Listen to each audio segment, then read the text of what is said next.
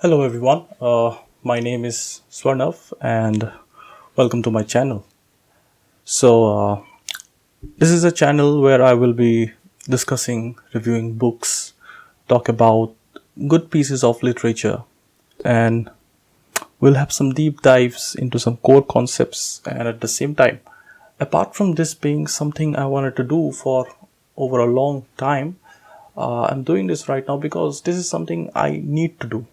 I need to do this. I need to express myself to overcome the rabbit hole where I am in right now.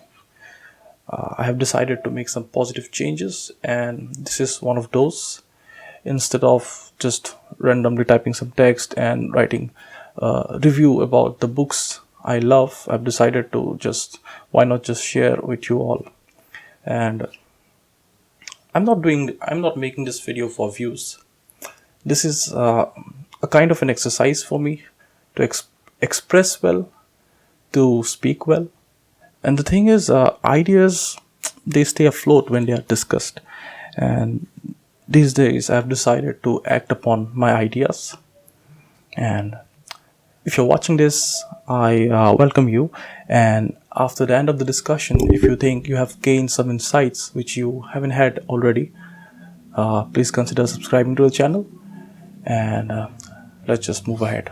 So, today we are talking about a book by László Krasznahorkai. It's called Sátántangó. I prefer the later pronunciation because it kinda has an exotic ring to it. Reverse Oriental way, something the East getting back at the West. They do mess up our names a lot, so why not we return the favor to them for once at least. So let's talk about the setting before moving ahead. So imagine a post-Soviet disintegrating town located in backwater Hungary. The atmosphere is very gloomy. Rain is something that goes, excuse me for the noise. Rain is something that goes on throughout the novel. It's full of mud. It's full of despair, dread, gloominess, all the adjectives I can find to describe this place. It is a place where time seems to be as empty as the word itself if we take it out of our solar system. A sense of gloominess is laced throughout the pages, throughout the text.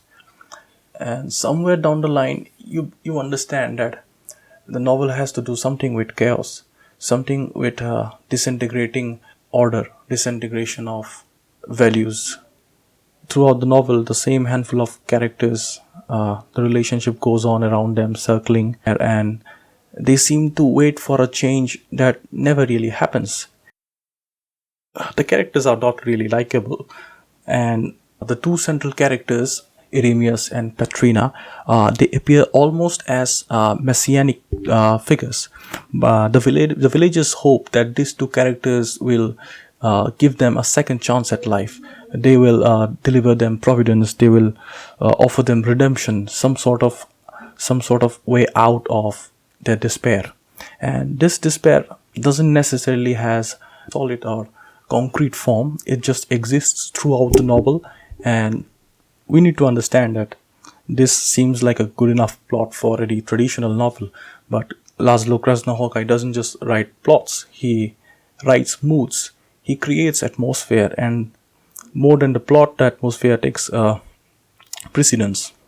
So the novel is written in long paragraphs without any breaks.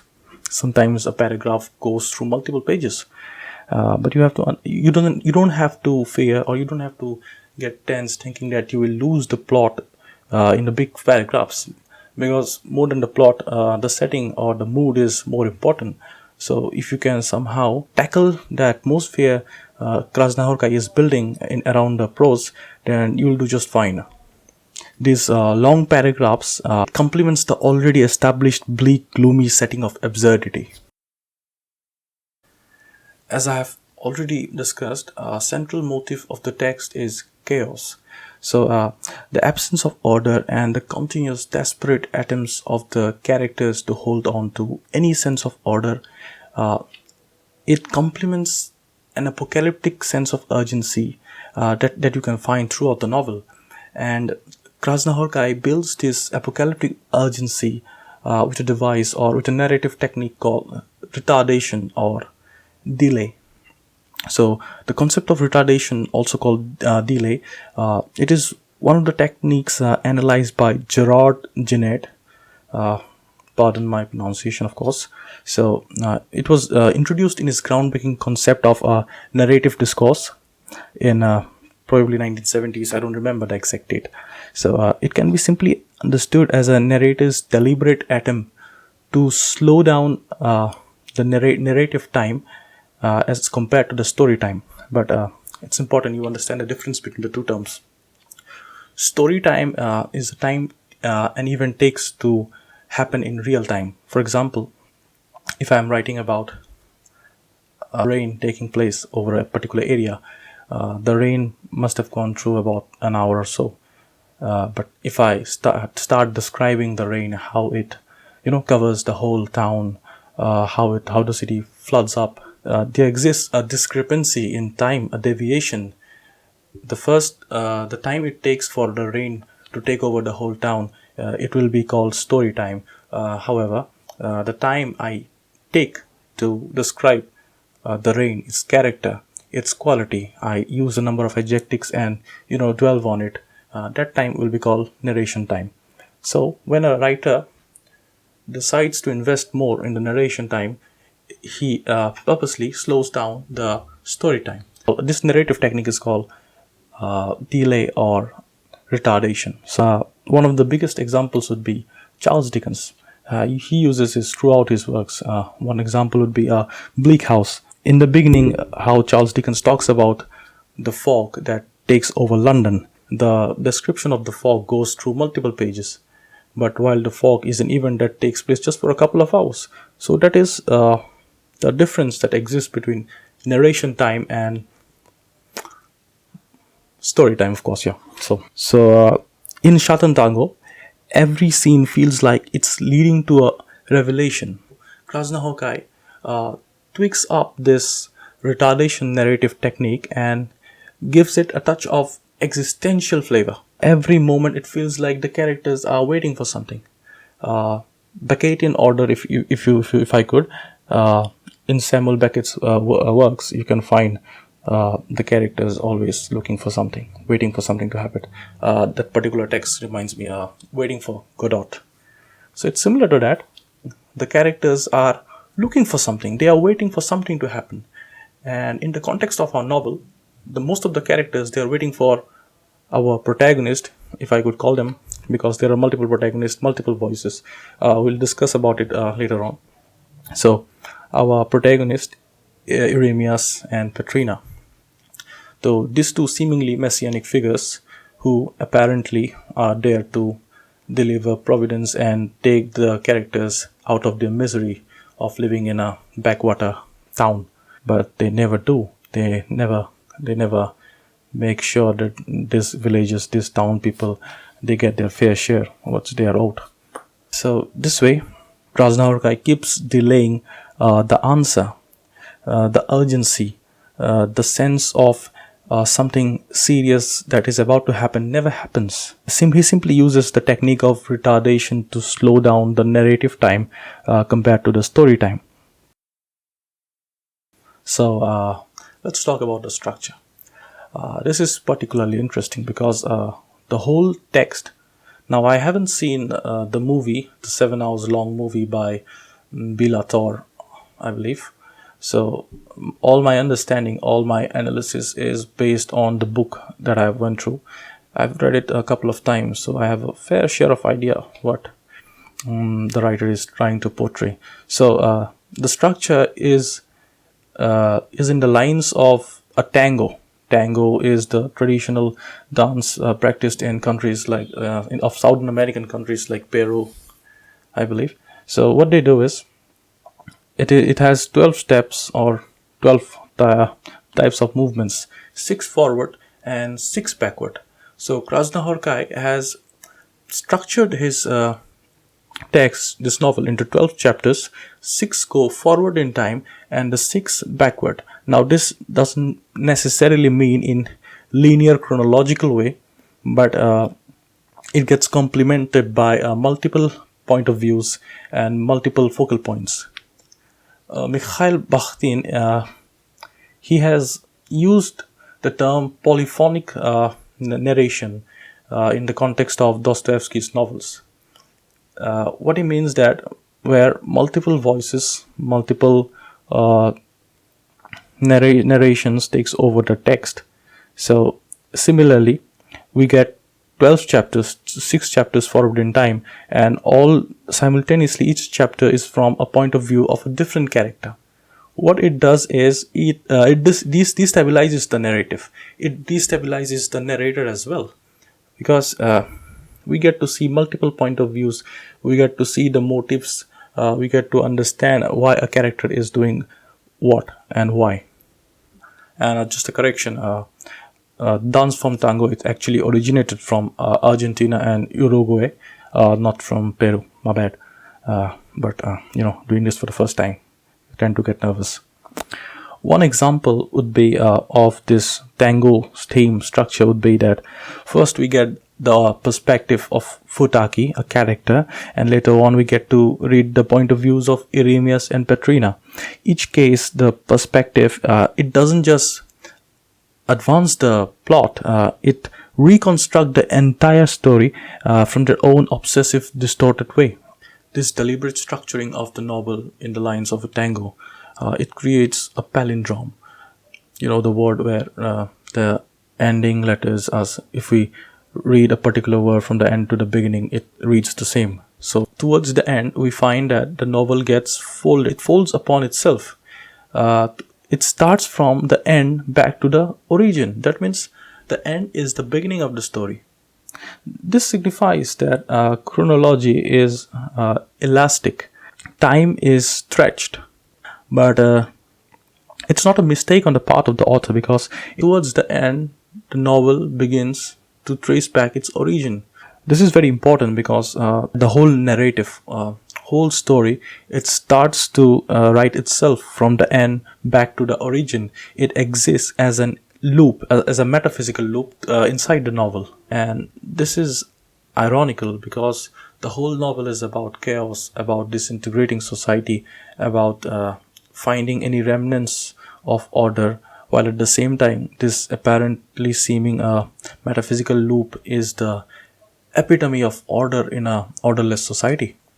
If you think about it, the whole loop exists for the characters where the whole story just folds upon itself and the ending goes back to the beginning, but at the same time this doesn't provide them any redemption or any deliverance from their ordeal. They do not find what they are looking for, the sense of urgency for that particular thing to happen, whatever that is. Krasznahorkai never gives us any answers, and that sense of an ending, it never comes because the novel just goes on and on. At the end, the loop, it just becomes a loop where the characters are just stuck forever. The word Satan in the novel Sátántangó, if we divide it into two words, Satan, Tango. Tango is something we have already discussed about the dance form. Now, what is left is the word Satan. So if we look at it, Satan, from a biblical perspective, it might seem as a demonic possession, giving the story a flavor of horror. But it has nothing to do with horror in the traditional sense. But if we take the whole disintegration of order, disintegration of meaning itself to be horror, then it can be seen as grotesque in an absurd way. So what Krasznahorkai does is he gives it a biblical flavor, but at the same time the word Satan here focuses or puts emphasis on concepts like decay, of helplessness, of meaninglessness. The word Satan is used by Krasznahorkai in a metaphorical sense. The main character, Eremias, is seen as a messianic figure. But as we have seen, he never delivers justice, or he never offers any solution to the urgency, the alarming urgency that goes out throughout the novel. He never he never offers the villages or the town people any sort of relief from their problems. So he can be seen as a false prophet or a false messiah. So seemingly he can be seen as the opposite of Christ or antichrist himself. The his idea, the use of Satan as a metaphor is antithetical to the concept of the Christian reincarnation. This idea also finds in a way, resemblance with WBA's concept of Gaia's and cyclical renewal of civilization, like in every 20,000 years.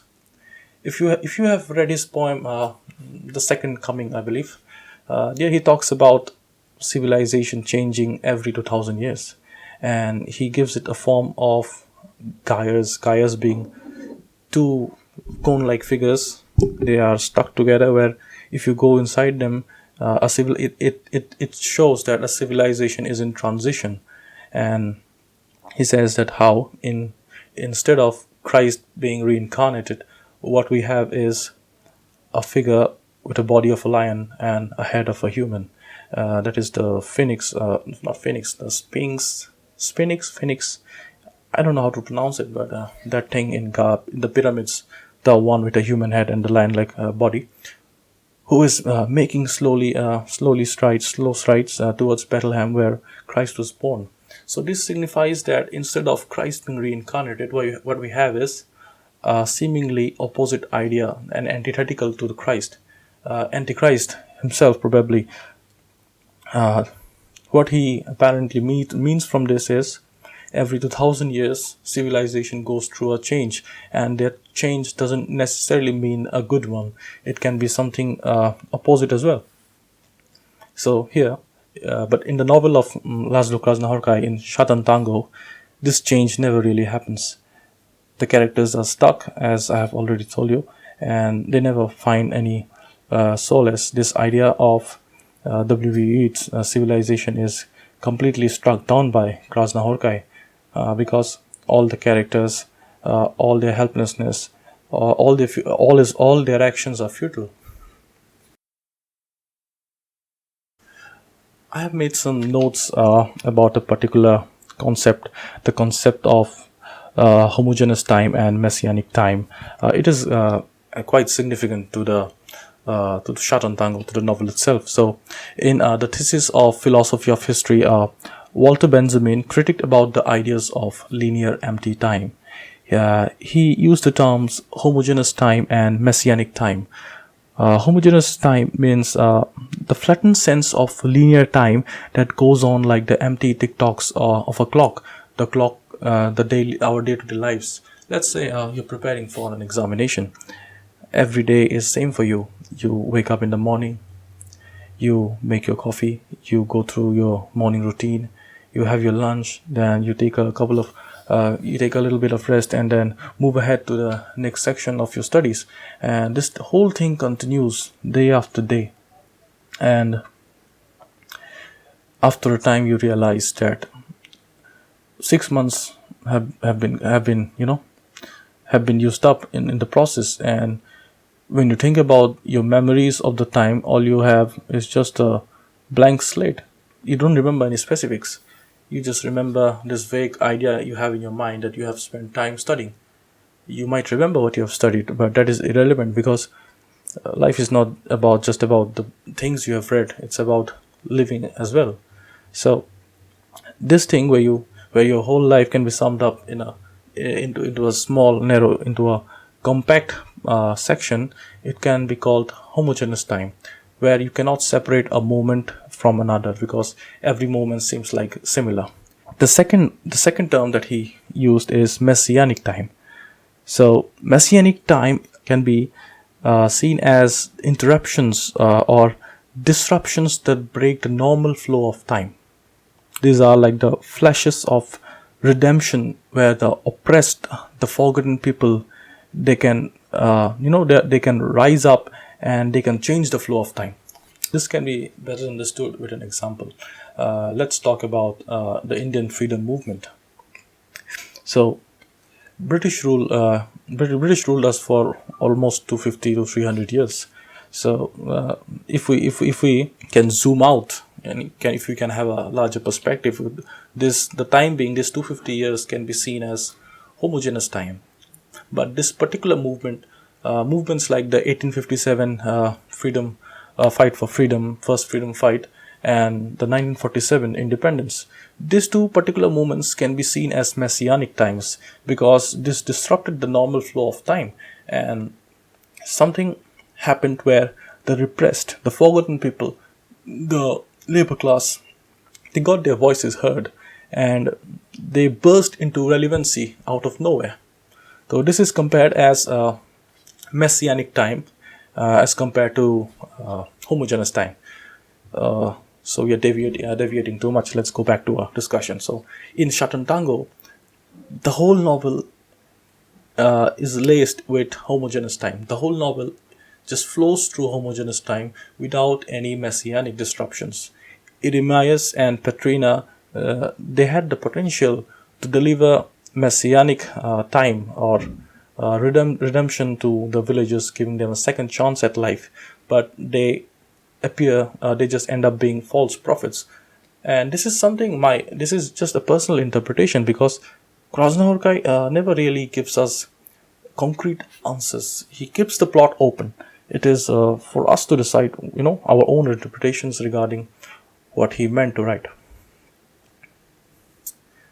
I'm not a new critic, by the way. I am not a big follower of new criticism. Sometimes meaning has to be, given your own particular flavor.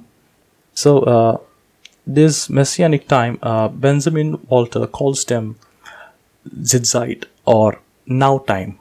The villagers in Sátántangó, they live in empty homogeneous time, endless rain, decay, waiting for something, repetition, but no real change. Their lives are interchangeable like the tick-tocks of a clock.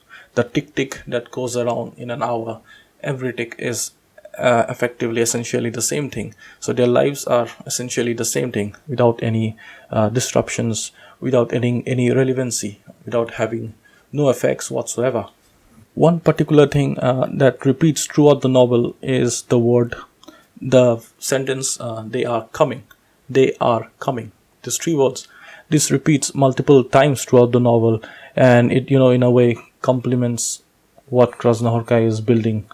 That is the apocalyptic sense of urgency that never delivers, or that never happens. This is similar to building a climax, and for the traditional reader, this might come across as being anti-climax. But as I've already told you, Krasznahorkai doesn't write plot; he writes mood. He builds atmosphere. The whole novel is a vibe, if I can use that word. So moving ahead, now I would like to discuss two particular things from this novel that are my favorite. The first one is a character, and the second one is a setting. So let's first talk about the character. The character is of a doctor, a prominent character that covers multiple chapters in the novel. So we find him taking refuge in his own home.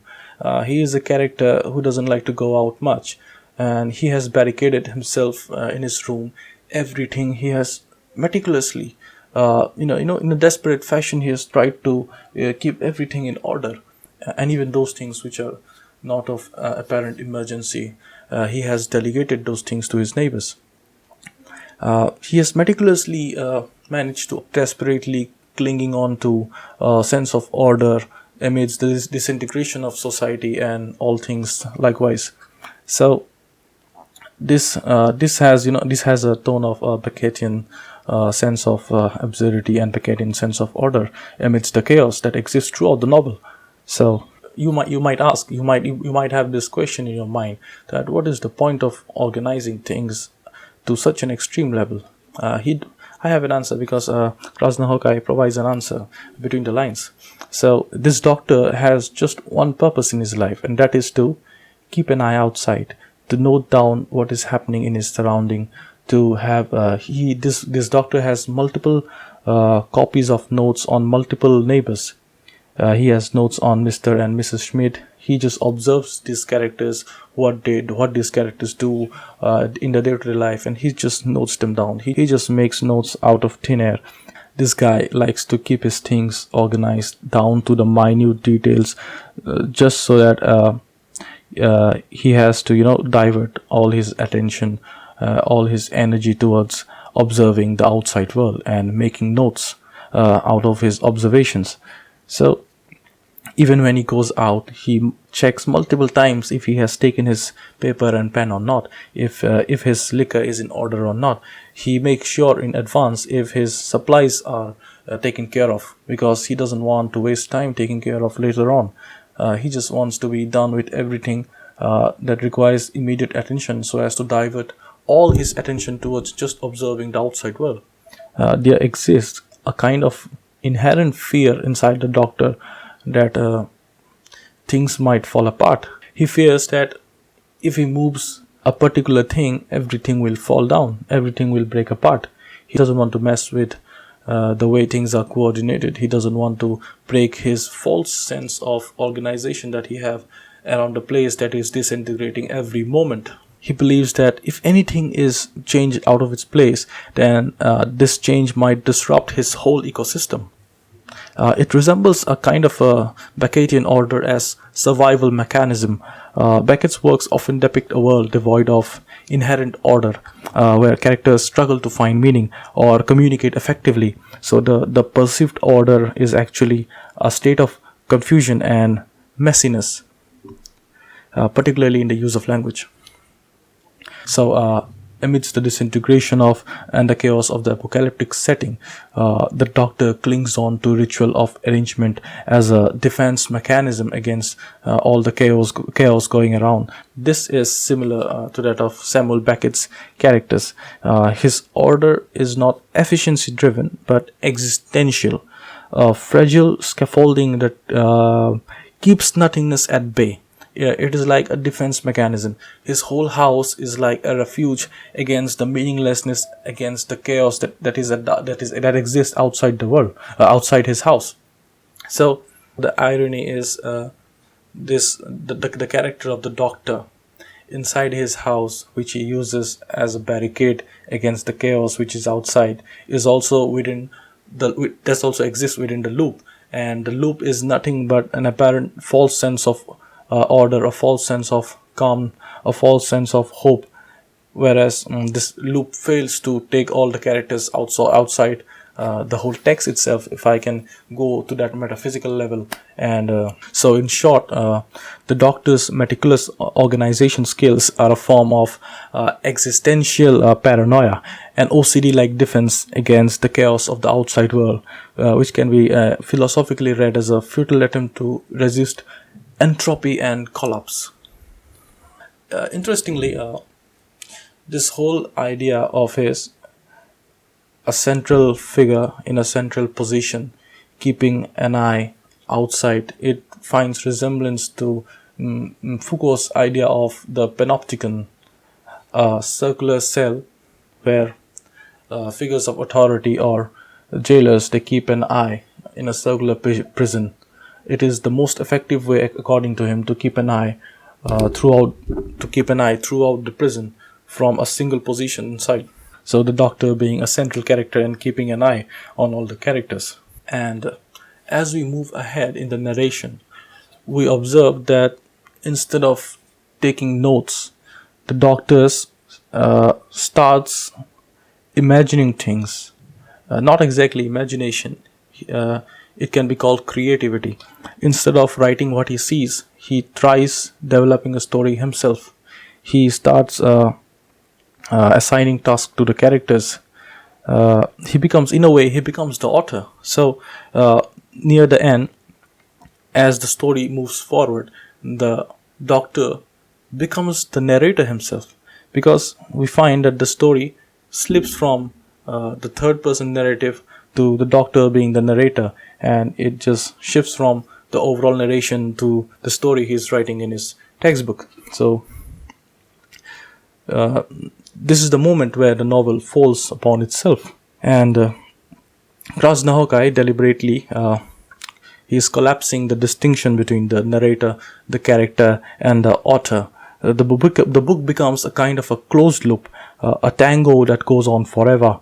The Doctor's act of writing is the ultimate attempt to impose form on chaos.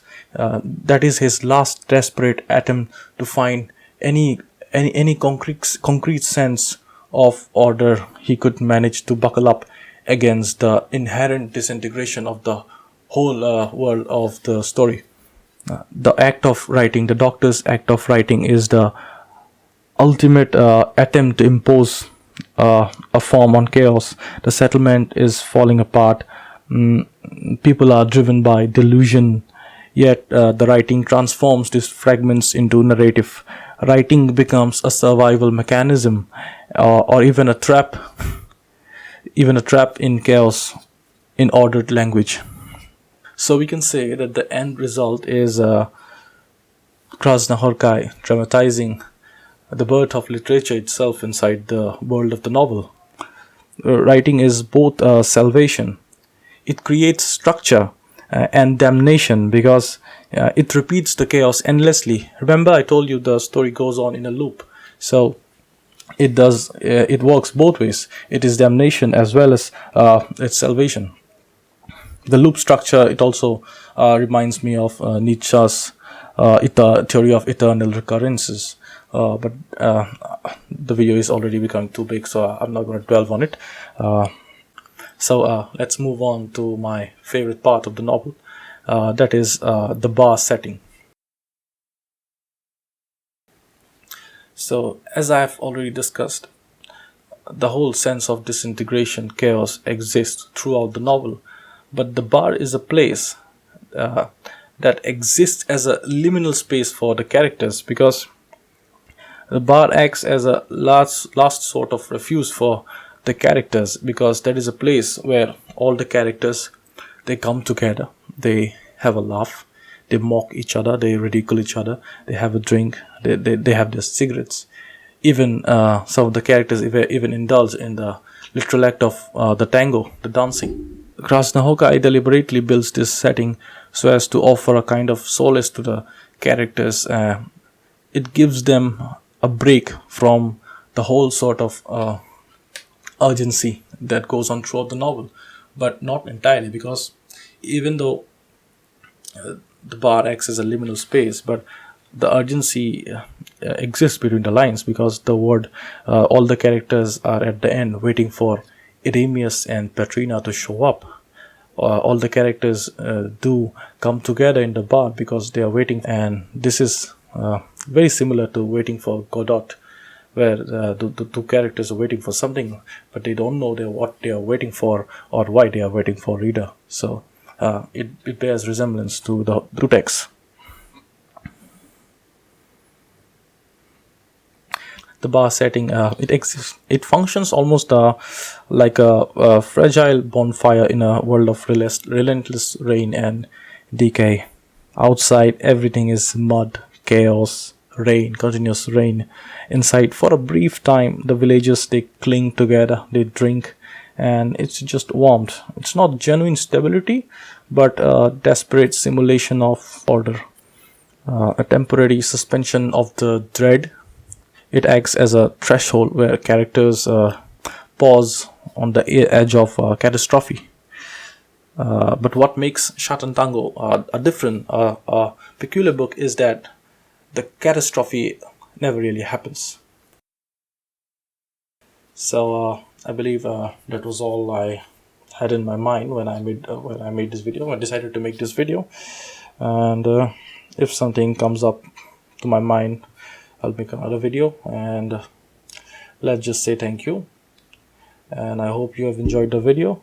And if you have gained any insights, then consider subscribing and hitting the thumbs up. If not, and I will see you probably next Saturday or Sunday, because I guess I will be posting a video regularly now, but it has to be weekends only. So thank you.